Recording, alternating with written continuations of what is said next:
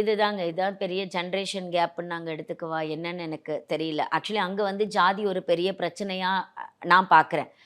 Parents வந்து அவங்க சொல்லிக் குடுத்துருக்குறாங்க அப்படிங்கிறத தான் என்னோட பார்வையிலேருந்து நான் பார்க்குறேன். அவங்களுக்கு வந்து ஜாதி ஒரு பிரச்சனையா இருந்திருக்கு. அவங்க அதுக்கு முன்னாடி அவள ட்ரை பண்ணியிருக்காங்க. அவ மாறல. அவ கிளம்பி போயிட்டா. அதுக்கப்புறமா வந்து அவங்க ஒரு சம்பவம் கிடைச்ச உடனே பேசிட்டாங்க. இங்க இங்க தான் நான் என்னோட பாயிண்ட்ஸ நான் உள்ளார திணிக்கணும்னு நான் நினைக்கிறேன். நான் ஏன் என்னோட வாதங்கள் எல்லாம் இந்த மாதிரி இருந்தது அப்படிங்கிறது. அந்த பெண் வந்து கல்யாணத்துக்கு முன்னாடி இந்த பையன லவ் பண்றா. ஜாதி வேற. வீட்ல தடுக்குறாங்க. ஆனா அன்னைக்கு உங்க பெத்தவங்கள விட எனக்கு இவன் தான் முக்கியம்னு ஜாதியெல்லாம் தூக்கி எறிஞ்சுட்டு, பெத்தவங்கள தூக்கி எறிஞ்சுட்டு கல்யாணம் பண்ண வந்துட்டாங்க.